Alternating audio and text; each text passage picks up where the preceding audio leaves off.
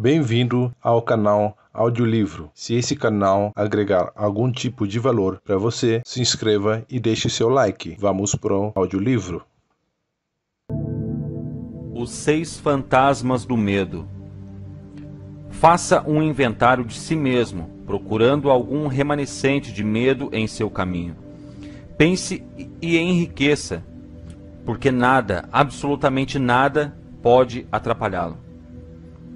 Antes que você possa pôr qualquer parte dessa filosofia em uso com êxito, sua mente deve estar preparada para recebê-la. A preparação não é difícil. Começa com o estudo, a análise e a compreensão dos 3 inimigos que terá de destronar: indecisão, dúvida e medo.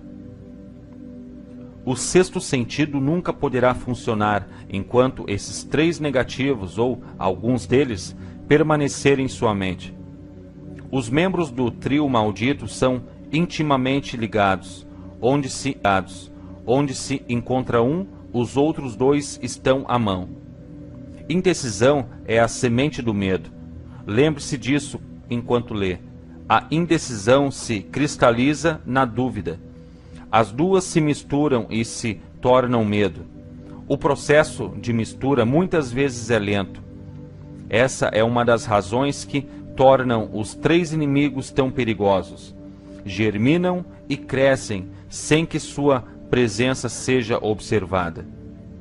O restante desse capítulo descreve o fim a ser atingido, antes que a filosofia como um todo possa ser colocada em uso prático. Analisa também a condição que reduziu grande número de pessoas à pobreza e declara a verdade que deve ser compreendida por todos os que acumulam riquezas.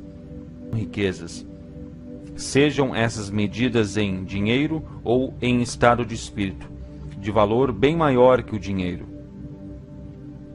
O propósito deste capítulo é chamar a atenção sobre a causa e a cura de 6 temores básicos. Antes de dominarmos um inimigo, é preciso saber-lhe o nome, os hábitos e a moradia. Enquanto lê, analise-se com cuidado e determine qual, se é que há, dos 6 temores básicos agarrou-se a você. Não se deixe enganar pelos hábitos desses sutis inimigos. Às vezes se mantêm ocultos no subconsciente, onde são difíceis de localizar e mais difíceis ainda de eliminar. Medo é apenas estado de espírito. Há 6 temores básicos, de cujas combinações todo o ser humano sofre, numa época ou outra.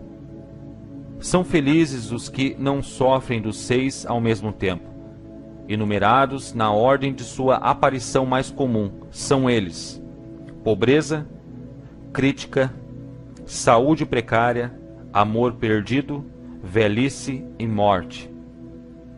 Os 3 primeiros estão no fundo da maioria das nossas preocupações. Os outros temores são de menor importância, podem ser agrupados sob esses 6 títulos. Temores nada mais são que estados de espírito. O estado de espírito está sujeito a controle e direção. O homem nada pode criar sem antes conceber, em forma de impulso de pensamento. Em seguida a essa afirmação vem outra, de importância ainda maior, isto é, que os impulsos de pensamento começaram a se traduzir imediatamente em seu equivalente físico, sejam esses pensamentos voluntários ou involuntários. Impulsos de pensamento apanhados por acaso, pensamentos emitidos por outras mentes, podem determinar nosso destino financeiro, comercial, profissional ou social. Com a mesma certeza com que o fazem os impulsos de pensamento criados com intenção e desígnio. Estamos aqui lançando o fundamento para a apresentação de um fato de grande importância para quem não entende por que certas pessoas parecem ter sorte, enquanto outras, de igual ou maior capacidade, instrução, experiência e capacidade cerebral, parecem destinadas a viver com azar. O fato se explica com a afirmação de que todo ser humano tem a capacidade de controlar completamente a própria mente, sendo que, com esse controle, é óbvio, todos podem abrir a mente aos impulsos de pensamento itinerantes emitidos por outros cérebros, ou fechar as portas, com força, admitindo apenas impulsos de pensamento de sua escolha. A natureza dotou o homem com controle absoluto sobre uma coisa apenas: o pensamento. Tal fato, acrescido do fato adicional de que tudo o que o homem cria começa em forma de pensamento, leva-nos muito próximo ao princípio de que o medo pode ser dominado. Se é verdade que todo o pensamento tende a revestir-se no seu equivalente físico, e isso é verdade, sem haver nenhum lugar razoável para dúvidas, é igualmente verdade que os impulsos de pensamento, de medo e pobreza não se traduzem em termos de coragem e ganho financeiro. Caminhos que levam a direções opostas. Não pode haver acordo entre pobreza e riqueza. Os dois caminhos que levam, respectivamente, à pobreza e à riqueza, seguem direções opostas. Se você quer riquezas, deve recusar-se a aceitar qualquer circunstância que leve à pobreza. O vocábulo riqueza é empregado aqui em seu sentido mais amplo, significando estados financeiros, espirituais, mentais e materiais. O ponto de partida do caminho que leva à riqueza é o desejo. No capítulo sobre o desejo, você recebeu instruções completas para o uso correto. Neste capítulo sobre o medo, você tem instruções completas para preparar a mente a fazer uso prático do desejo. Chegamos então ao lugar em que você deve aceitar o desafio que irá determinar quanto dessa filosofia assimilou. Eis o ponto em que você pode se transformar em profeta e predizer com exatidão o que o futuro lhe reserva. Se depois de ler esse capítulo você estiver disposto a aceitar a pobreza, pode então preparar-se para recebê-la. Essa decisão não pode ser evitada. Se você exigir riquezas, determine que espécie e quanto exigirá para ficar satisfeito. Você sabe o caminho que leva à riqueza. Recebeu o mapa que, se for seguido, o conservará no caminho certo, se não ligar para começar ou parar antes da chegada. A culpa não será de ninguém, senão sua. Essa é sua responsabilidade. Nenhum álibi irá salvá-lo de aceitar a responsabilidade se você falhar ou se recusar a exigir riquezas da vida. Porque a aceitação só exige uma coisa, por acaso, a única que você pode controlar, e é o estado de espírito. Estado de espírito não se presume, não pode ser comprado, deve ser criado. Analise seus temores. Medo de pobreza é estado de espírito. Nada mais, mas é o suficiente para destruir as oportunidades de realização em qualquer empresa. Esse medo paralisa a faculdade do raciocínio, destrói a faculdade da imaginação, mata a autoconfiança, solapa o entusiasmo, desanima a iniciativa, leva à incerteza de propósito, encoraja a procrastinação e torna o autocontrole impossível. Tira o encanto da personalidade, destrói a possibilidade de pensar com clareza, desvia a concentração de esforço, domina a persistência, transforma a força de vontade em vazio, destrói a ambição, anuvia a memória e convida o fracasso de todas as maneiras concebíveis. Mata o amor e assassina as mais puras emoções do coração. Desanima a amizade e convida o desastre de mil maneiras. Leva a insônia, infelicidade e miséria. E tudo isso, apesar da verdade óbvia de que vivemos num mundo de superabundância de tudo o que o coração possa desejar, sem nada entre nós e nosso desejo, exceto a falta de um propósito definido. O medo da pobreza é, sem dúvida, o mais destrutivo dos 6 temores básicos. Foi colocado no alto da lista por ser o mais difícil de dominar. Nasceu da tendência herdada do homem de atacar economicamente seu semelhante. Quase todos os animais inferiores ao homem são motivados pelo instinto, mas como sua capacidade de pensar é limitada, atacam um ao outro fisicamente. O homem, com seu senso superior de intuição, com capacidade de pensar e argumentar, não come seu semelhante corporalmente, sente mais satisfação em comê-lo financeiramente. O homem é tão avarento que todas as leis concebíveis já foram promulgadas para salvaguardá-lo de seu semelhante. Nada lhe traz mais sofrimento e humilhação que a pobreza. Só os que já experimentaram a pobreza compreendem o pleno significado disso. Não é de se admirar que o homem tema a pobreza. Numa longa linha de experiências herdadas, o homem aprendeu com certeza que alguns de seus semelhantes não merecem confiança, quando se trata de questões de dinheiro e possessões terrenas. Tão ávido é o homem que, para possuir riqueza, será capaz de adquiri-la de qualquer maneira possível, por métodos legais, se puder, por outros métodos, se necessário e conveniente. A autoanálise pode relevar fraquezas que a gente não gosta de reconhecer. Essa espécie de exame é essencial a todos que exigem da vida mais que mediocridade e pobreza. Lembre-se, ao examinar-se ponto por ponto, que você é tanto o tribunal como o júri, o promotor público e o advogado de defesa, que você é autor e réu, e também que está sendo julgado.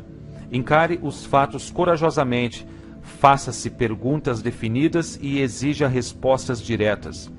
Quando o exame terminar, saberá mais a seu próprio respeito. Se achar que não pode ser o juiz imparcial nesse autoexame, chame alguém que o conheça bem para servir de juiz enquanto você se submete a um auto-interrogatório. Você está à procura da verdade. Consiga-a, não importa o preço, mesmo que o deixe temporariamente embaraçado. A maioria das pessoas, se interrogadas do que tem mais medo, responderiam: nada temo. A resposta seria inexata, porque poucos percebem que estão atados, em desvantagem, fustigados, física e espiritualmente, por alguma espécie de temor. A emoção do medo está tão sutil e profundamente arraigada que se pode atravessar a vida sob seu jugo, sem jamais reconhecer-lhe a presença. Só uma análise corajosa poderá revelar a sua presença desse inimigo universal. Ao começar a análise, examine profundamente seu caráter. Eis a lista de sintomas que você deve procurar. 6 sintomas que demonstram medo da pobreza. 1. Indiferença. Comumente expressa pela falta de ambição, vontade de tolerar a pobreza, aceitação de qualquer compensação que a vida possa oferecer sem protesto, preguiça mental e física, falta de iniciativa, imaginação, entusiasmo e autocontrole. 2. Indecisão. hábito de permitir que outros pensem por nós, ficar na moita. 3. Dúvida, geralmente expressa por álibis e desculpas, designadas para disfarçar, explicar ou desculpar-se dos fracassos. Às vezes aparece em forma de inveja dos bem-sucedidos ou por crítica a eles. 4. Preocupação, expressa geralmente encontrando defeitos nos outros, tendência a gastar além das rendas, negligência da aparência pessoal, zangas e carrancas, intemperança no uso de bebidas alcoólicas, às vezes pelo uso de narcóticos, nervosismo, falta de equilíbrio e constrangimento. 5. Cautela exagerada, hábito de procurar o lado negativo de todas as circunstâncias, pensando e falando de possíveis fracassos, em vez de se concentrar nos meios de lograr êxito. Saber de todos os caminhos que levam ao desastre, sem nunca procurar evitá-los, esperar pelo momento exato de começar a pôr ideias e planos em ação até a espera de tornar hábito permanente. Lembrar sempre os fracassados, esquecendo-se dos bem-sucedidos. Venda os buracos no queijo, sem ver o queijo. Pessimismo que leva à indigestão, eliminação deficiente, auto-intoxicação, mau hálito e má disposição. 6. Procrastinação, hábito de adiar para amanhã o que deveria ter sido feito o ano passado, perder tempo em criar álibis e desculpas por não ter feito uma tarefa. O sintoma é intimamente ligado à cautela exagerada, dúvida e preocupação, recusa na aceitação de responsabilidades, podendo evitá-las, vontade de entrar em acordo, em vez de lutar com firmeza, aceitar dificuldades em vez de vencê-las e usá-las como trampolins ao progresso. Pechinchar com a vida por um centavo em vez de exigir prosperidade, opulência, riquezas, contentamento e felicidade. Planejar o que fazer se e quando o fracasso chegar, em vez de queimar as pontes e tomar impossível a retirada. Fraqueza e, muitas vezes, falta total de autoconfiança, propósito definido, autocontrole, iniciativa, entusiasmo, ambição, parcimônia e capacidade de raciocínio sensato, esperar pobreza em vez de exigir riquezas, ligar-se aos que aceitam a pobreza em vez de procurar a companhia dos que exigem e recebem riquezas. Apenas dinheiro. Indagarão alguns: por que escrever um livro sobre dinheiro? Por que medir riqueza em dinheiro apenas? Alguns acreditarão com razão que existem outras formas de riqueza, mais desejáveis que o dinheiro. Sim, há riquezas que não podem ser medidas em termos de dinheiro, mas há milhares de pessoas que dirão: dê-me todo o dinheiro de que necessito e encontrarei tudo o mais que desejo. A principal razão de eu ter escrito este livro de Como Ganhar Dinheiro é o fato de milhões de homens e mulheres estarem paralisados de medo da pobreza. O que essa espécie de medo causa à pessoa foi bem descrito por Westbrook Pigler. Dinheiro é apenas concha de molusco ou disco de metal, ou ainda pedaços de papel. Há tesouros da alma e do coração que o dinheiro não pode comprar, mas a maioria das pessoas, estando sem dinheiro, não consegue ter isso em mente, mantendo a coragem. Quando um homem está sem nada, jogado na rua da amargura, incapaz de obter qualquer emprego, algo lhe acontece ao espírito, que pode ser observado pelo arcar dos ombros, a posição do chapéu, o andar, o olhar. Não consegue fugir à sensação de inferioridade diante de gente que tem emprego, mesmo sabendo com certeza que não são seus iguais em caráter, inteligência ou capacidade.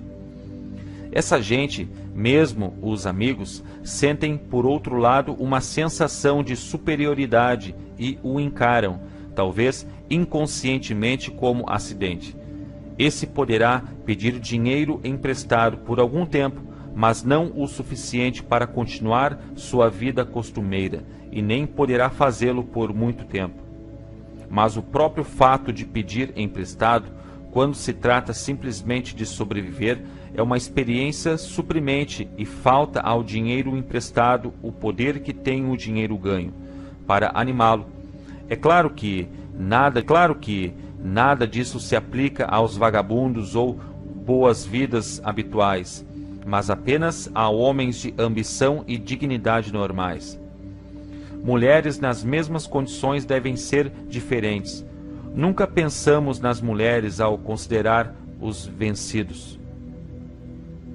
Poucas se acham nas filas de caridade, raramente são vistas pedindo esmola nas ruas e não são reconhecíveis na multidão pelos mesmos sinais patentes que identificam o homem derrotado.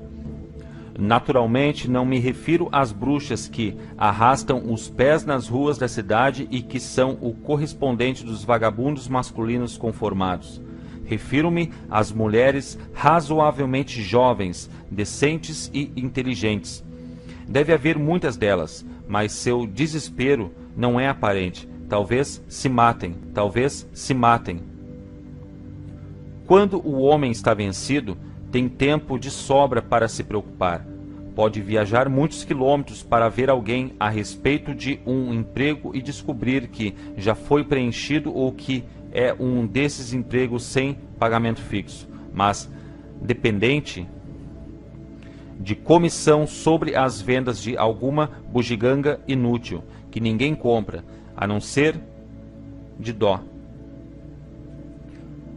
Se recusar, estará de volta à rua da amargura, sem ter para onde ir. Então, anda e anda. Olha para as vitrines das lojas e os luxos inacessíveis, sentindo-se inferior e dando passagem aos que param para olhar com interesse ativo. Vai para a estação ferroviária ou se senta na biblioteca para descansar as pernas e aquecer-se um pouco. Mas isso não é procurar emprego, de modo que ele recomeça outra vez. Pode não sabê-lo, mas sua falta de objetivo o trairia, mesmo que sua silhueta não o fizesse. Pode estar até bem vestido, com roupas que sobraram do tempo do emprego firme, mas que não disfarçam o abatimento. Vê milhares de pessoas, guarda-livros, funcionários, químicos ou ajudantes de vagões ocupados no serviço, e os inveja do fundo da alma. Eles possuem independência, dignidade e masculinidade, enquanto ele simplesmente não consegue se convencer de que é bom também. Embora o discuta consigo mesmo e chegue a um veredito favorável, hora após hora. É apenas o dinheiro que faz a diferença. Com um pouco de dinheiro, seria ele mesmo novamente. Você teme as críticas? Exatamente de que modo o homem chegou a esse temor, ninguém o sabe com certeza, mas uma coisa é certa, ele o tem de maneira bastante desenvolvida. O autor tende a atribuir o medo básico à crítica à parte da natureza herdada do homem, que não só o encoraja a tirar os bens e objetos do seu semelhante, mas ainda a justificar a ação, criticando o caráter do seu semelhante. É fato conhecido que o ladrão critica o homem de quem furta, que políticos procuram vantagens, não expondo suas virtudes e qualidades, mas tentando manchar seus oponentes. Astutos fabricantes de roupas não foram lerdos em capitalizar esse medo básico à crítica. Maldição de toda a humanidade. De estação em estação, mudam os estilos de muitos artigos e vestuários. Quem estabelece os estilos? É claro que não é o comprador de roupas, mas o fabricante, porque os muda com tanta frequência. A resposta é óbvia: muda os estilos para poder vender mais roupas. Pela mesma razão, os fabricantes de automóveis mudam os estilos dos modelos a cada ano. Poucos querem ter um carro que não seja do último tipo. Estávamos descrevendo o modo pelo qual as pessoas se comportam sob a influência do temor à crítica, no que se refere às pequenas e mesquinhas coisas da vida. Examinemos agora o comportamento humano quando esse temor afeta as pessoas em relação a fatos mais importantes nas relações humanas. Tomemos como exemplo praticamente qualquer pessoa que tenha chegado à idade da maturidade mental, dos 35 aos 40 anos, como média geral. Se pudesse ler-lhe os pensamentos secretos, encontraríamos em geral uma descrença muito decidida nas fábulas que inúmeros dogmáticos ensinavam há algumas décadas. Por que é que a pessoa média, mesmo nos nossos dias de esclarecimento, hesita em negar sua crença nas fábulas? A resposta é: medo da crítica. Homens e mulheres já foram queimados vivos por ousarem manifestar descrença em fantasmas. Não é de admirar que tenhamos herdado uma consciência que nos faz temer as críticas. Houve época, e não muito distante, em que a crítica trazia severos castigos. Ainda os traz em alguns países. O medo à crítica rouba a iniciativa ao homem, destrói-lhe o poder de imaginação, limita-lhe a individualidade, tira-lhe a autoconfiança, causando-lhe danos em centenas de outras maneiras. Pais causam aos filhos, às vezes, ferimentos irreparáveis ao criticá-los. A mãe de um de meus companheiros de infância costumava castigá-lo quase diariamente com uma chibata, sempre completando a obra com a afirmação: você acabará na penitenciária antes dos 20. Mandaram-no a um reformatório aos 17 anos de idade. Crítica é uma forma de serviço que todos têm em demasia. Todos possuem um estoque dela, distribuindo-a de graça, quer a pedido, quer não. Os parentes mais próximos são, às vezes, os piores ofensores. Deveria ser considerado crime, na realidade, e crime da pior espécie. Os pais criarem complexos de inferioridade na mente da criança, por críticas desnecessárias. Empregadores que compreendem a natureza humana conseguem o máximo dos homens, não através de críticas, mas por sugestões construtivas. O mesmo resultado pode ser obtido pelos pais, com relação aos filhos. A crítica implanta o medo no coração humano, ou então ressentimento, mas nunca amor ou afeição. 7 sintomas que demonstram medo à crítica. Esse medo é quase tão universal quanto o medo da pobreza e seus efeitos fatais à realização pessoal, principalmente porque destrói a iniciativa e desencoraja o uso da imaginação. Os sintomas principais são: 1.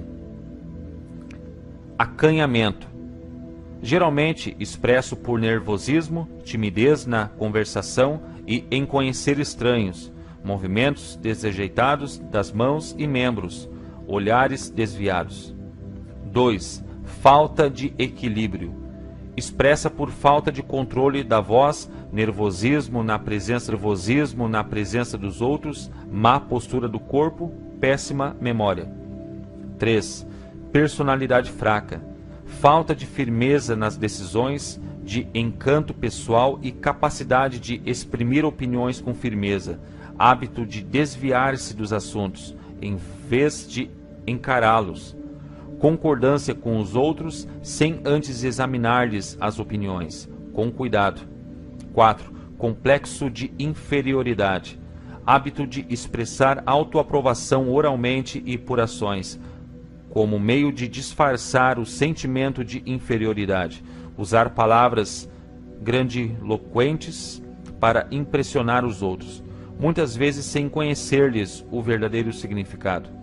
Imitar outros na maneira de vestir, falar e nos modos, jactando-se de realizações imaginárias. Isso dá, por vezes, a aparência superficial de um sentimento de superioridade. 5. Extravagância. Hábito de tentar emparelhar com o Silva, gastando além das possibilidades. 6. Falta de iniciativa. Fracasso em aproveitar oportunidades de progredir, medo de expressar opiniões, falta de confiança nas próprias ideias, dando respostas evasivas às perguntas formuladas por superiores. Hesitarão nas maneiras e no falar, falsidade nas palavras e feitos. 7. Falta de ambição. Lassidão mental e física, falta de autoafirmação, lentidão em chegar a decisões, facilidade em ser influenciado, hábito de criticar os outros nas costas e elogiá-los na frente, hábito de aceitar a derrota sem protesto ou fugir a um empreendimento. Se encontrar oposição, suspeita imotivada dos outros, falta de tato nas maneiras e no falar, má vontade de aceitar a culpa dos erros. Você teme a saúde deficiente? Esse medo tem suas raízes na hereditariedade, tanto física como mental. Está intimamente associado, em sua origem, às causas do medo da velhice e da morte, porque conduz às fronteiras de mundos terríveis, dos quais o homem nada sabe, mas dos quais ouviu histórias desconcertantes. Existe também a opinião, algo generalizada, de que certas pessoas sem ética fazem negócios, vendendo saúde, mantendo vivo o medo da doença. De modo geral, o homem teme a saúde deficiente por causa dos terríveis quadros plantados em sua mente, do que pode acontecer se a morte o alcançar. Teme-a também pela taxa econômica que representaria. Um médico de renome calculou que 75% das pessoas que consultam médicos sofrem de hipocondria, doença imaginária. Já se demonstrou de maneira convincente que o medo da doença, mesmo não havendo a menor causa para o medo, muitas vezes produz os sintomas físicos da moléstia temida. Poderosa e grande é a mente humana. Pode construir e pode destruir. Explorando a fraqueza comum do medo da doença, vendedores de remédios patenteados amontoaram fortunas.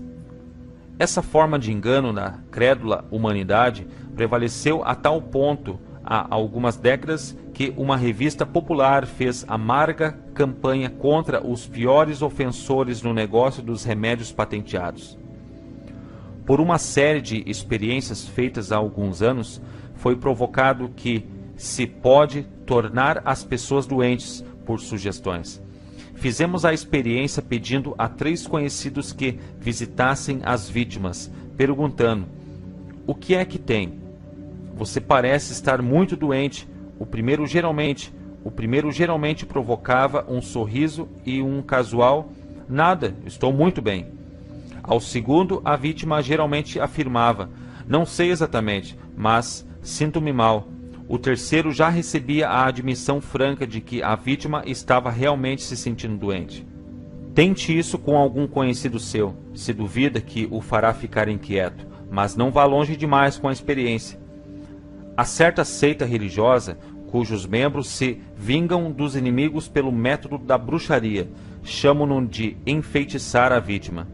Existem provas arrasadoras de que a doença, às vezes, começa em forma de impulso de pensamento negativo. Tal impulso pode ser passado de uma mente a outra, por sugestão, ou criada pelo indivíduo em sua própria mente. Um homem de mais sabedoria do que possa parecer por esse incidente, disse certa vez, se alguém me pergunta como me sinto, sempre quero responder derrubando-o. Médicos costumam mandar pacientes para climas novos, porque se faz necessária uma mudança de atitude mental. A semente do medo da doença vive em todas as mentes humanas. Preocupação, medo, desânimo, decepção no amor e nos negócios faz com que a semente germine e cresça.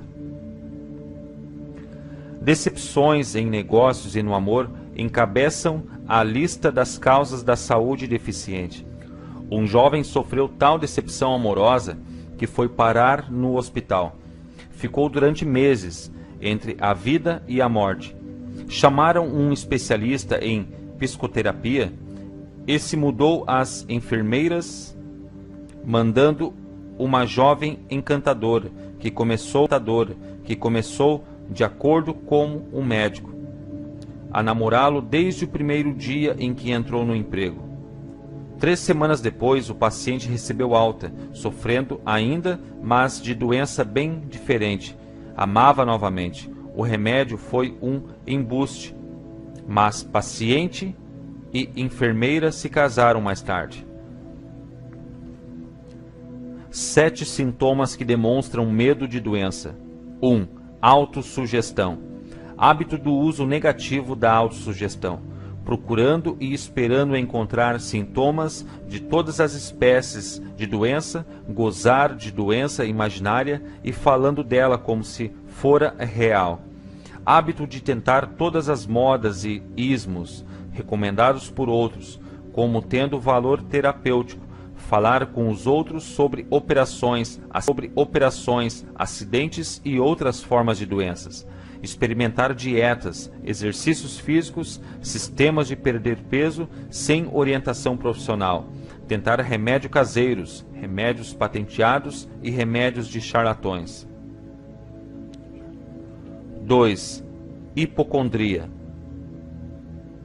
Hábito de falar em moléstias, concentrando a mente em doenças e esperando-lhes o aparecimento até haver um esgotamento nervoso. Nada que vem em frascos pode curar este estado. É provocado por pensamentos negativos e somente pensamentos positivos poderão curá-lo. A hipocondria, termo médico para doenças imaginárias, é causadora de tanto dano, ocasionalmente, quanto a própria moléstia poderia causar. Muitos casos nervosos provêm de doenças imaginárias. 3. Indolência. O temor de saúde precária frequentemente interfere com os exercícios físicos corretos e produz excesso de peso, fazendo com que se evite a vida ao ar livre. 4. Suscetibilidade. Medo de má saúde quebra a resistência natural do organismo, criando condições favoráveis a qualquer forma de moléstia que se possa contrair. O medo de doenças está comumente relacionado ao medo da pobreza, especialmente no caso do hipocondríaco, que se preocupa sempre com a possibilidade de pagar contas de médico, de hospital, etc. Esse tipo de pessoa perde muito tempo preparando-se para a doença, falando sobre morte, economizando dinheiro para lotes no cemitério e despesas de funeral, etc. 5. Mimar a si mesmo. Hábito de tentar despertar piedade, usando a doença imaginária como meio. Esse truque é muitas vezes empregado para evitar trabalho. Hábito de fingir doença para disfarçar a preguiça ou como álibi para a falta de ambição. 6. Intemperança. Hábito do uso de álcool ou narcóticos para eliminar dores como a de cabeça, nevralgia, etc., em vez de eliminar-lhe a causa.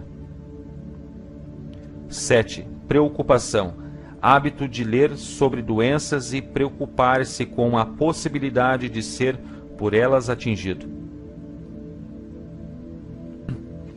Assim como o hábito de ler anúncios de remédios patenteados. Você teme a perda do amor? A fonte original desse temor inerente data, obviamente, do hábito poligâmico do homem de roubar a companheira de seu semelhante e do hábito de tomar liberdades com ela sempre que pode. Ciúme e outras formas similares de neurose originam-se do medo herdado da perda de amor. Esse é o mais doloroso dos 6 temores básicos.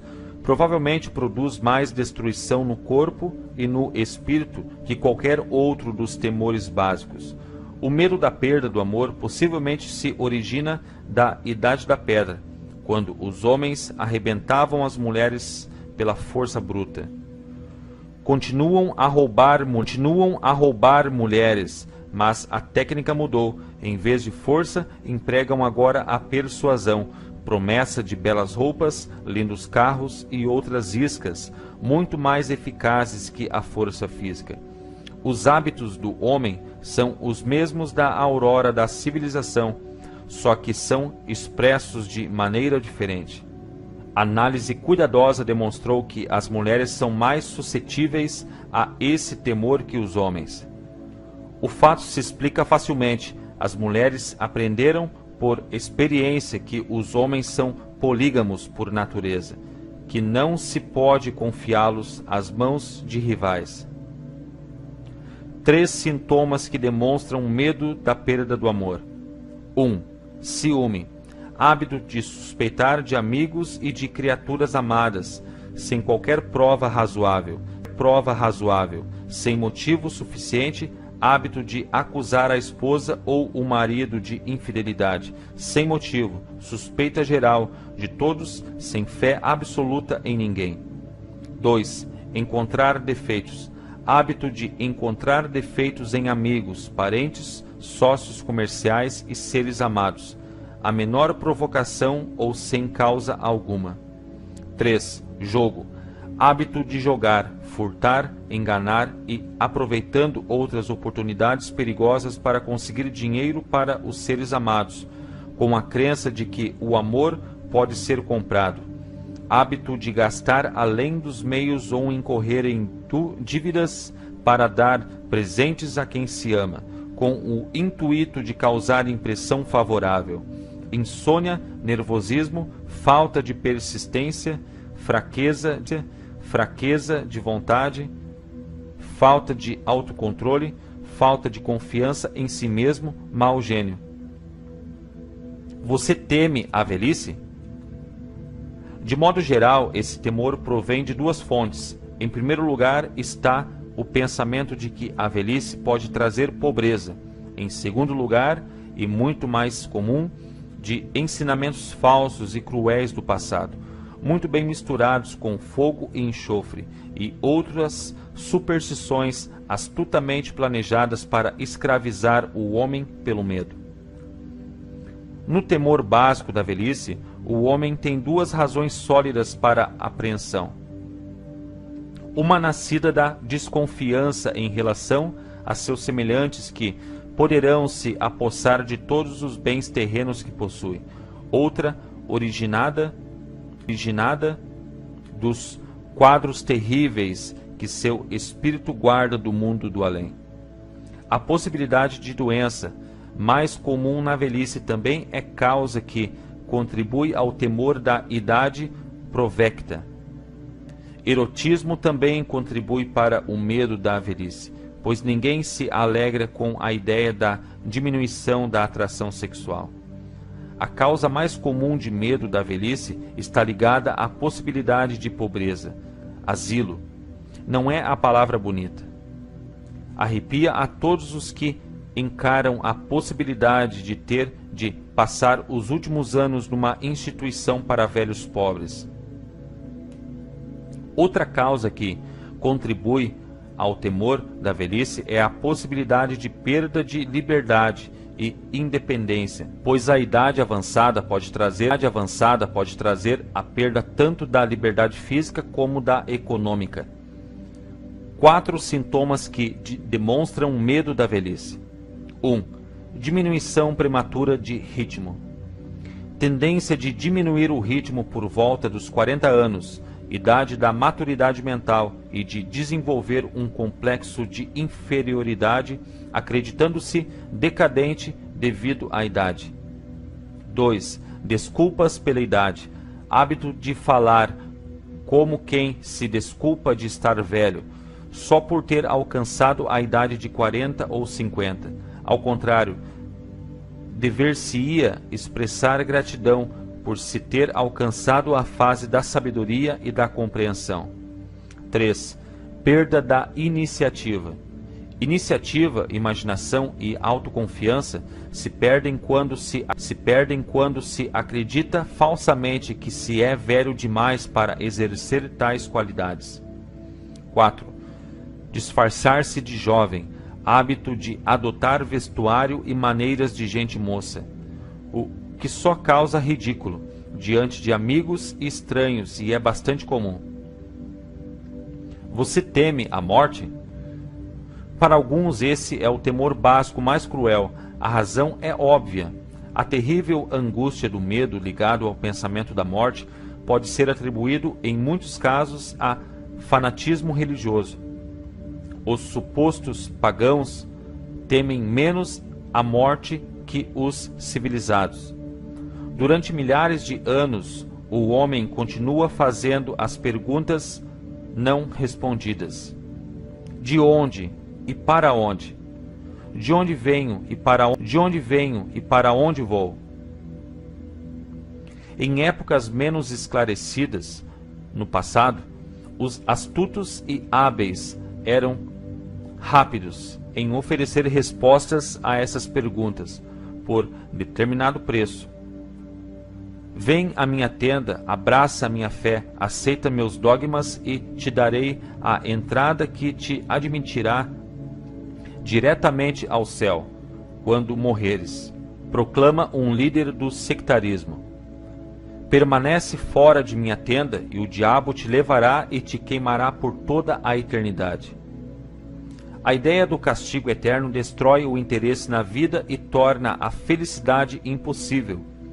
Conquanto o líder religioso não possa fornecer salvo-conduto ao céu, nem por falta de tal disposição, permitir que o infeliz desça ao inferno. Essa última possibilidade parece tão terrível que o próprio pensamento toma conta da imaginação, de maneira tão realista que paralisa a razão e causa o medo da morte. Atualmente, o temor da morte já não é tão comum quanto o era, na época em que não havia ainda as grandes universidades. Os cientistas lançaram as luzes da verdade sobre o mundo, e essa verdade está libertando rapidamente homens e mulheres do terrível medo da morte. As jovens que frequentam as universidades e outras instituições de ensino não se impressionam facilmente com o fogo e o enxofre. Com o auxílio da biologia, da astronomia, da geologia e outras ciências afins, os temores da Idade Média que dominavam a mente humana foram dissolvidos. O mundo inteiro consiste apenas de duas coisas, energia e matéria. Em física elementar aprendemos que nem a matéria nem a energia, as únicas realidades que o homem conhece, podem ser criadas ou destruídas. Tanto a matéria como a energia podem ser transformadas, mas nunca destruídas. A vida é energia, não há dúvida nenhuma. Se nem energia nem matéria podem ser destruídas, é claro que a vida não pode ser destruída, como outras formas de energia. Pode passar por vários processos de transição ou transformação, mas não pode ser destruída. A morte é mera transição. Se a morte não for mera transformação ou transição, então nada mais vem depois dela senão um sono longo, eterno, tranquilo, e o sono não deve ser temido. Assim, você poderá eliminar para sempre o medo da morte. 3 sintomas que demonstram medo da morte. 1. Pensar em morrer. Hábito que prevalece entre os idosos, embora os mais jovens se preocupem muitas vezes com a morte em vez de aproveitar a vida ao máximo. Isso se deve frequentemente à falta de propósito ou à inabilidade de encontrar, talvez, graças à falta de propósito, uma profissão adequada. O maior remédio para o medo da morte é o desejo ardente de realização, baseado em serviços úteis aos outros. A pessoa ocupada não pensa em morrer. 2. Associação com o medo da pobreza. Pode-se temer o assalto da pobreza na própria vida ou que a morte cause pobreza aos seres amados. 3. Associação com doença ou desequilíbrio.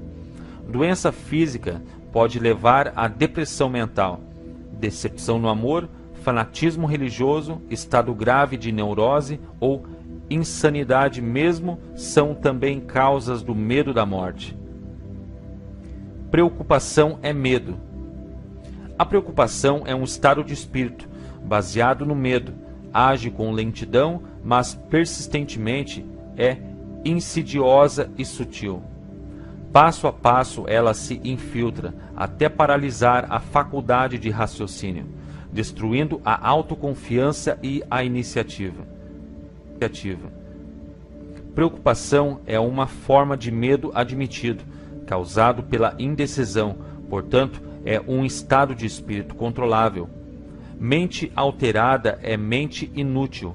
A indecisão altera a mente. A maioria das pessoas não possui um poder de chegar às decisões com rapidez, sustentando-as depois de torná-las. Condições não nos preocupam. Uma vez alcançada a decisão de seguir uma linha de ação definida, certa vez entrevistei um homem que seria eletrocutado dali a 2 horas. O condenado era o mais calmo dos 8 prisioneiros, que com ele estavam na cela da morte. Sua calma fez com que lhe perguntasse o que sentia, sabendo que entraria na eternidade dali a pouco. Com um sorriso de confiança respondeu: sinto-me otimamente.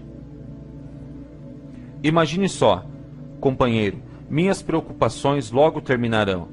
Só tive preocupações em toda minha vida. Sempre foi difícil conseguir alimento e vestuário. Logo mais não precisarei dessas coisas. Sinto-me bem desde que soube com certeza que deveria morrer. Resolvi então aceitar o destino com bom humor. Enquanto falava, devorava um jantar de proporções suficientes para 3 homens, comendo cada porção que lhe traziam e, aparentemente, apreciando-as como se nada fatal o aguardasse. A decisão lhe trouxe resignação ao seu destino. A decisão pode também impedir a aceitação de circunstâncias indesejáveis. Os 6 temores básicos se traduzem num estado de preocupação através da indecisão. Liberte-se para sempre do medo da morte, chegando à decisão de aceitar a morte como um acontecimento inevitável. Vença o medo da pobreza, chegando à decisão de se conformar com qualquer riqueza que possa acumular sem preocupações. Pise com força no medo da crítica, alcançando a decisão de não se preocupar com o que os outros possam pensar, fazer ou dizer. Elimine o medo da velhice, tomando a decisão de aceitá-la, não como desvantagem, mas como bênção, que traz sabedoria, autocontrole e compreensão desconhecidos à juventude. Isente-se do medo, das doenças com a decisão de esquecer os sintomas. Domine o medo da perda de amor, chegando à decisão de viver sem amor. se isso for necessário. Mate o hábito de preocupação sob todos os aspectos, tomando a decisão geral, coletiva, de que nada que a vida tem a oferecer vale o preço da preocupação. Com essa decisão virá o equilíbrio, paz de espírito e a tranquilidade de pensamento que trazem a felicidade. O homem cuja mente está cheia de medo não só destrói suas próprias oportunidades de ação inteligente, como transmite essas vibrações destrutivas às mentes dos que entram em contato com ele, destruindo-lhes ainda as oportunidades. Até o cachorro e o cavalo sabem quando falta coragem ao dono. Captarão as vibrações de medo emitidas pelo dono, comportando-se de acordo, mesmo descendo a escala da inteligência. No reino animal, encontra-se essa mesma capacidade de captar as vibrações de medo. Pensamento que destrói. As vibrações de medo passam de uma mente a outra com a mesma rapidez e segurança com que o som da voz humana passa da estação transmissora ao aparelho receptor de rádio. A pessoa que exprime em palavras pensamentos negativos e destrutivos é quase certo que experimente os resultados de suas palavras, em forma de retribuição destrutiva. A liberação de impulsos de pensamentos destrutivos, sem auxílio de palavras, também produz retribuição de vários modos. Em primeiro lugar, e talvez o mais importante de ser lembrado, é que a pessoa que libera pensamentos de natureza destrutiva deve sofrer danos através do aniquilamento da faculdade da imaginação criadora. Em segundo lugar, a presença de qualquer emoção destrutiva na mente desenvolve uma personalidade negativa, que repele as pessoas, convertendo-as frequentemente em inimigas. A terceira fonte de danos à pessoa que alimenta ou libera pensamentos negativos faz nesse fato significativo. Os impulsos de pensamento não só são prejudiciais a outros, como também se infiltram no subconsciente da pessoa que os libera, tornando-se parte de seu caráter. O que você procura na vida, presumivelmente, é alcançar o sucesso. Para ser bem-sucedido é preciso encontrar paz de espírito, satisfazer as necessidades materiais da vida e, acima de tudo, atingir a felicidade. Todas essas evidências de sucesso começam em forma de impulsos de pensamento. Você pode controlar a mente, tem o poder de fornecer-lhe os impulsos de pensamento que escolher. Com esse privilégio vai também a responsabilidade de usá-lo de maneira construtiva.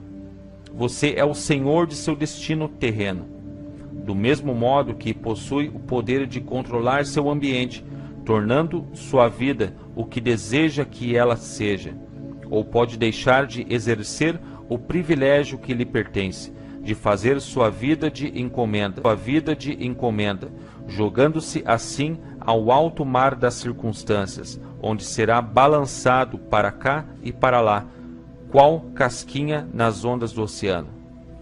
Você é suscetível demais? Somado aos 6 temores básicos, existe outro mal de que sofrem as pessoas. Constitui solo rico, em que as sementes do fracasso crescem em abundância. É tão sutil que sua presença muitas vezes nem é notada. Essa atribulação não pode ser chamada com propriedade de temor. Está mais arraigada e é mais frequentemente fatal que todos os 6 temores juntos. Por falta de um nome melhor, chamemos o mal de suscetibilidade a influências negativas. Homens que acumulam grandes riquezas sempre se protegem contra o mal. Os indigentes nunca o fazem. Os que obtêm êxito em qualquer profissão devem preparar a mente para resistir ao mal. Se você está estudando esta filosofia com o intuito de acumular riquezas, Examine-se com cuidado para determinar se é suscetível a influências negativas. Se negligenciar essa autoanálise, perderá o direito de alcançar o objeto de seus desejos. Faça uma análise perscrutadora. Depois de ler as perguntas preparadas para a autoanálise, atenha-se a um balanço estrito nas respostas. Enfrente a tarefa com o mesmo cuidado com que vasculharia a presença de outro inimigo que o estivesse esperando numa armadilha, e saiba lidar com as próprias falhas como o faria com um inimigo mais tangível. Você pode facilmente se proteger contra assaltantes de estrada, porque a lei fornece cooperação organizada a seu favor. Mas esse sétimo mal básico é mais difícil de dominar porque o ataca quando você nem lhe percebe a presença, enquanto você dorme e enquanto está desperto. A arma que usa é intangível, porque consiste apenas de um estado de espírito. O mal também é perigoso, porque ataca em tantas formas quantas são as experiências humanas. Às vezes penetra a mente pelas palavras bem intencionadas dos próprios parentes. Outras vezes vem de dentro, pela própria atitude mental de cada um. É sempre mortal como o veneno, embora não mate com tanta rapidez. Proteja-se.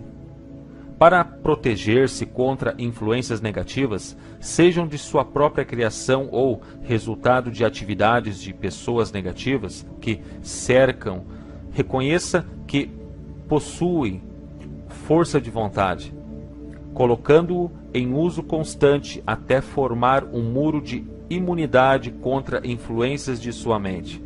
Reconheça o fato de que você e todo o ser humano são, por natureza, preguiçosos, indiferentes e suscetíveis a sugestões que se harmonizem com suas fraquezas. Reconheça que você é suscetível, por natureza, aos 6 temores básicos, adquirindo hábitos que combatam tais temores.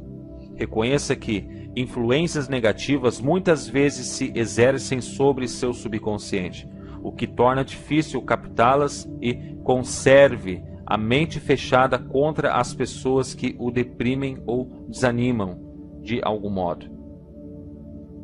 Faça uma limpeza no armário de remédios, jogando fora os comprimidos, e pare de alcovitar resfriados, dores e doenças imaginárias. Procure deliberadamente a companhia de gente que a influencie a pensar e agir por si. Não espere aborrecimentos, pois eles têm o costume de não desapontá-lo. Sem dúvida, a fraqueza mais comum dos seres humanos é a de deixar a mente aberta à influência negativa dos outros. Essa fraqueza é ainda mais prejudicial porque a maioria das pessoas não reconhece que carrega consigo a maldição, e os que a reconhecem deixam de corrigi-la ou recusam-se a corrigir o mal até se tornar parte incontrolável de seus hábitos diários. Para ajudar aos que se querem ver como realmente são, foi preparada essa lista de perguntas. Leia-as e dê as respostas em voz alta, para que possa ouvir a própria voz. Isto lhe facilitará ser franco consigo mesmo. Pense antes de responder. Você se queixa com frequência de sentir-se mal, e quando isso acontece, qual a causa? Qual a causa? Encontra defeitos nos outros a menor provocação? Comete erros frequentes em seu trabalho, e se é assim, por quê? É sarcástico e ofensivo ao conversar? Evita deliberadamente a companhia de qualquer pessoa, e sendo assim, por quê? Sofre muito de indigestão? Se sofre, qual a causa? A vida lhe parece fútil e o futuro sem esperança? Gosta da sua profissão? Se não, por quê? Sente com frequência autocompaixão? Se sente, por quê? Sente inveja dos que o superam? A que dedica mais tempo? A pensar no sucesso ou no fracasso? Está ganhando ou perdendo confiança em si mesmo à medida que envelhece? Aprende algo de valor dos erros cometidos? Permite que algum parente ou amigo o preocupe? Se é assim, por quê? Acontece às vezes estar nas nuvens e outras vezes nas profundezas do desespero? Quem exerce sobre você a influência mais inspiradora? Qual a causa? Tolera influências negativas ou desanimadoras, podendo evitá-las?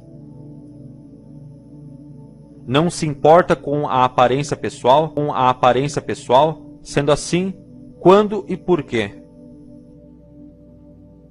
Aprendeu a afogar as mágoas, ficando ocupado demais para que o aborreçam? Chamar-se-ia de Maria vai com as outras, se permitisse aos outros pensarem por você? Quantos distúrbios evitáveis o aborrecem e por que os tolera? Recorre à bebida, narcóticos ou cigarros para acalmar os nervos? Se é assim, por que não tenta a força de vontade em lugar deles? Alguém o caceteia? Por quê? Tem algum propósito importante e, sendo assim, o que é e quais os planos para alcançá-lo? Sofre de alguns dos 6 temores básicos? De qual deles? Possui um método que o proteja das influências negativas? Faz uso deliberado da autossugestão para tomar a mente positiva? O que preza mais, suas propriedades materiais ou o privilégio de controlar os próprios pensamentos? É facilmente influenciado por outros contra seu próprio juízo? O dia de hoje acrescentou alguma coisa ao seu estoque de conhecimentos ou estado de espírito? Encara com coragem as circunstâncias que o tomam infeliz ou evita a responsabilidade? Analisa os erros e fracassos, tentando tirar vantagens deles? Ou sua atitude é de que isso não lhe compete? Pode enumerar 3 de suas fraquezas mais prejudiciais? O que está fazendo para corrigi-las? Você anima os outros a lhe contarem suas preocupações, despertando-lhe a compaixão? Escolhe das experiências diárias, lições ou influências que possam ser úteis ao seu progresso pessoal? Sua presença exerce influência negativa sobre os outros, via de regra? Quais os hábitos alheios que mais o aborrecem? Forma opiniões próprias ou deixa-se influenciar pelos outros? Aprendeu a criar um estado de espírito capaz de escudá-lo contra influências desanimadoras? Sua profissão lhe inspira fé e confiança? Sente-se possuidor de forças espirituais de poder suficiente para manter a mente livre de todas as formas de medo? A religião ajuda a manter sua mente objetiva? Acha que é seu dever compartilhar das preocupações alheias? Por quê? Se acredita que cada qual com seu igual, o que descobriu a seu respeito, estudando os amigos que atrai. Qual a ligação, se é que existe, que vê entre as pessoas com as quais se dá mais intimamente e infelicidade que possa experimentar? Seria possível que alguém a quem considera amigo seja na realidade seu pior inimigo, devido à influência negativa sobre sua mente? De acordo com que regras julga os que lhe são úteis e os que lhe são prejudiciais? Seus companheiros mais íntimos são superiores ou inferiores a você mentalmente? De cada 24 horas, quanto tempo dedica a suas ocupações, b. sono, c. jogos e descanso, d. aquisição de conhecimentos úteis, e. simples perda de tempo? Quem entre seus amigos a. anima mais, b. o admoesta mais, c. o desanima mais? Qual a sua maior preocupação? Por que a tolera? Quando alguém lhe oferece conselho de graça, não solicitado, você o aceita sem discutir ou analisa-lhe os motivos? O que deseja acima de tudo? Pretende adquiri-lo? Está disposto a subordinar todos os outros desejos a esse? Quanto tempo diário dedica à sua aquisição? Você muda de opinião com frequência? Por quê? Costuma terminar tudo o que começa? Impressiona-se facilmente com os negócios alheios ou títulos profissionais, graus universitários, riqueza? É facilmente influenciável pelo que os outros pensam e dizem de você?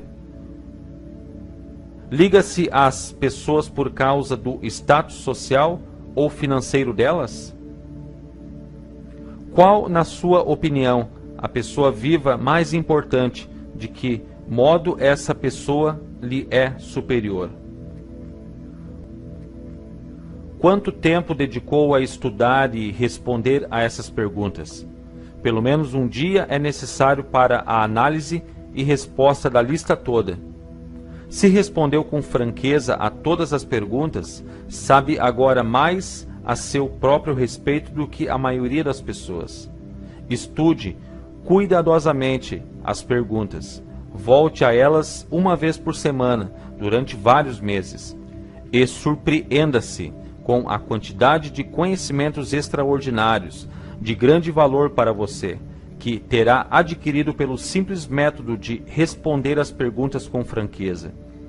Se não tiver certeza das respostas referentes a algumas das questões, peça a orientação de quem o conheça bem, principalmente dos que não têm motivos para agradá-lo, e veja-se através dos olhos deles. A experiência será surpreendente. A diferença que o controle mental faz. Você só tem controle absoluto sobre uma coisa, seus pensamentos. Esse é o fato mais significativo e inspirador que se conhece. Reflete a natureza divina do homem. Essa prerrogativa divina é o único meio pelo qual você pode controlar seu destino. Se você não conseguir controlar a mente, esteja certo de que não pode controlar mais nada. Se tiver de ser descuidado com as suas posses, que o seja com relação às coisas materiais. A mente é sua propriedade espiritual. Proteja-a e use-a com o cuidado que a propriedade divina merece. Para isso, lhe foi dada a força de vontade. Infelizmente, não há proteção legal contra os que, intencionalmente ou por ignorância, envenenam a mente alheia por sugestões negativas. Esse tipo de destruição deveria ser punível por meio de pesadas penalidades legais, porque pode, e o faz muitas vezes, destruir as oportunidades de alguém adquirir coisas materiais protegidas por lei. Homens de mente negativa tentaram convencer Thomas Edison de que não saberia construir a máquina capaz de gravar e reproduzir a voz humana. Porque, argumentavam, ninguém tinha jamais produzido tal máquina. Edison não lhes deu crédito. Tinha a certeza de que a mente poderia produzir qualquer coisa que concebesse e em que acreditasse, e foi isso que elevou o grande Edison acima do rebanho comum. Homens de mente negativa disseram a F.W. Woolworth que iria à falência, tentando dirigir uma loja dos R$2.000. Não lhes deu confiança. Sabia que faria qualquer coisa razoável se baseasse os planos na fé. Exercendo o direito de impedir que sugestões negativas alheias lhe penetrassem a mente, empilhou uma fortuna de mais de $100 milhões. Gente incrédula zombava com desprezo de Henry Ford quando esse experimentou o primeiro automóvel, rusticamente construído nas ruas de Detroit. Alguns afirmavam que a coisa nunca se tornaria prática.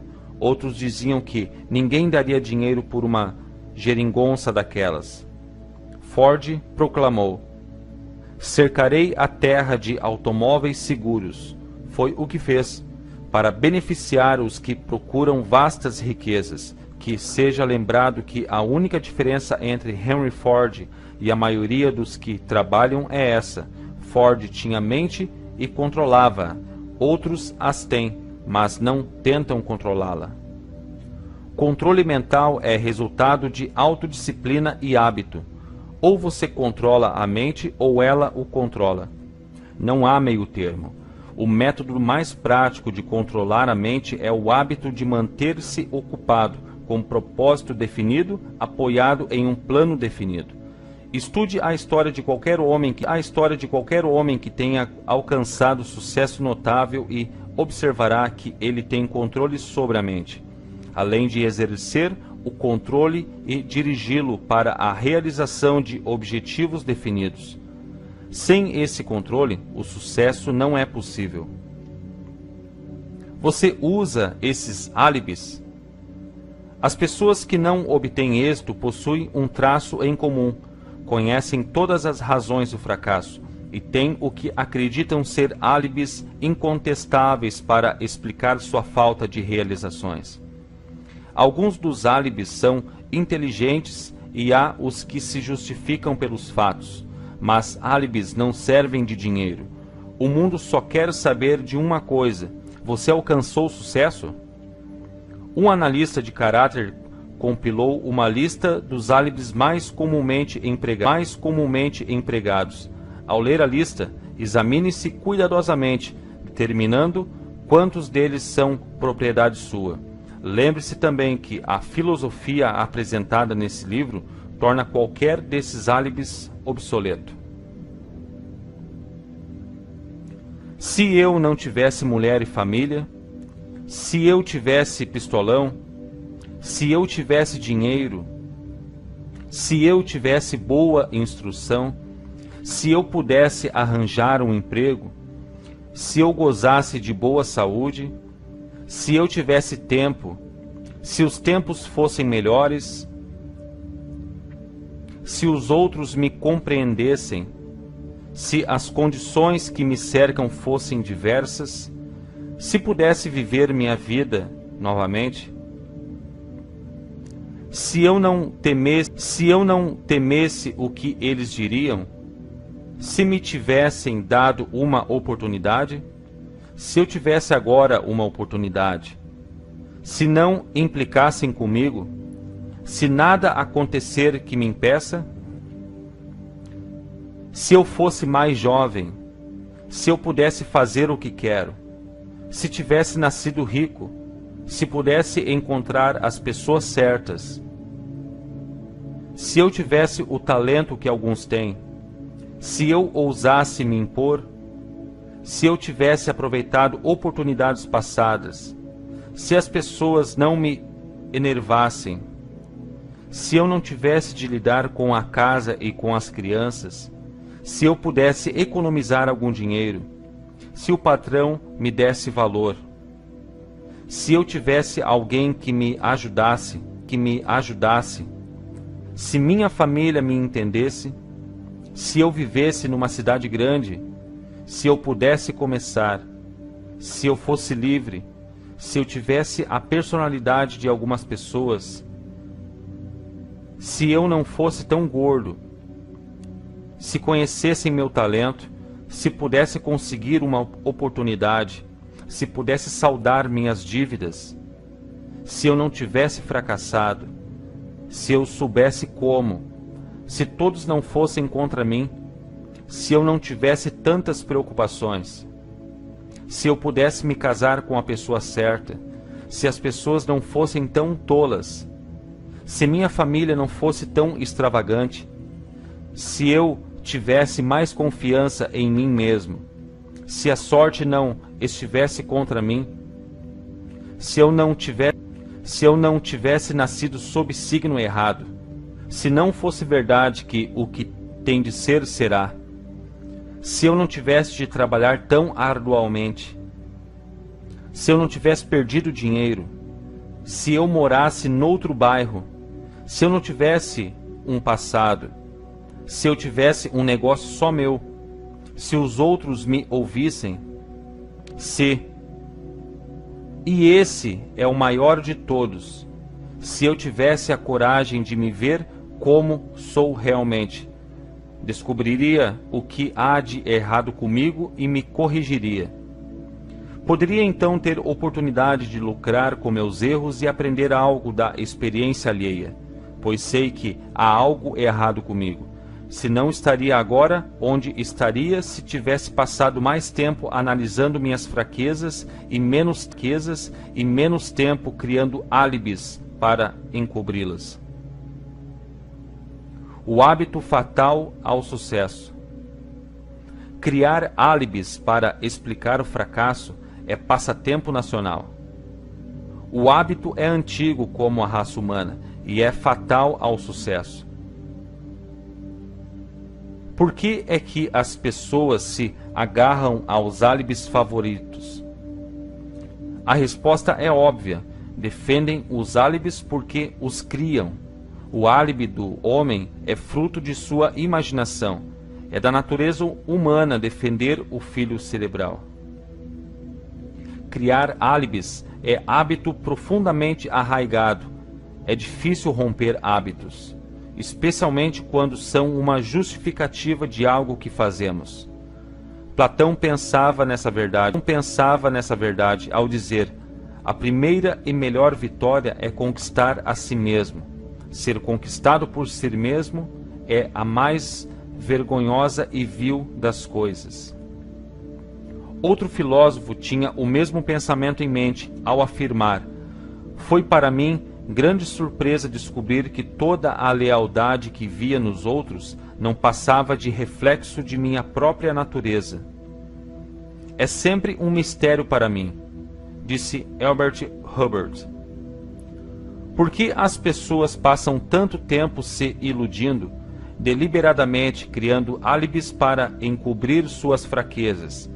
Se fosse usado de maneira diferente, esse mesmo tempo seria suficiente para curar a fraqueza, de modo que então não seriam necessários álibis. Encerrando, quero lembrar-lhe que a vida é um tabuleiro de xadrez e o jogador à sua frente é o tempo. Se você hesitar na jogada ou deixar de jogar com rapidez, suas peças serão eliminadas. Até lá. Você está jogando contra um parceiro que não tolera indecisão. Antigamente você poderia ter uma desculpa lógica por não ter forçado a vida a lhe dar o que queria, mas esse hábito é agora obsoleto, porque você está de posse da chave mestra que abre a porta da vida a riquezas fartas. A chave mestra é intangível, mas poderosa.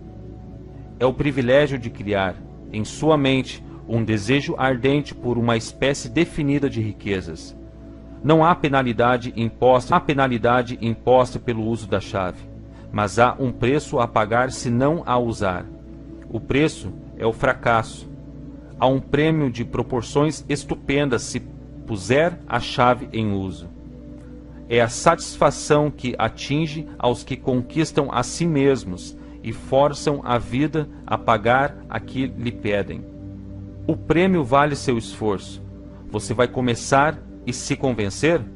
Se tivermos afinidade, disse o imortal Emerson, encontrar-nos-emos, ao terminar, lanço mão do seu pensamento para dizer: se temos afinidade, então já nos encontramos através dessas páginas. Pontos a fixar. Temores são comuns e alguns até justificáveis, mas há os que podem lançar raízes e crescer sem que você o perceba, a não ser que se livre da indecisão e da dúvida, que semeiam as sementes do medo. Os álibis que usar dizem muito a seu respeito. Nenhum álibi deve detê-lo, enquanto você segue a máxima: pense e enriqueça. Você reúne riquezas em dinheiro e riquezas incomensuráveis em dinheiro, embora o dinheiro o ajude a encontrar felicidade, vida longa, diversão, paz de espírito. O mais valioso de todos os tesouros, a boa saúde, pode ser seu se dominar o medo e se livrar das doenças que pode trazer. Os mais deslumbrantes tesouros estão à sua espera, para que estenda as mãos e os alcance. O homem sem temor vence nos horizontes longínquos.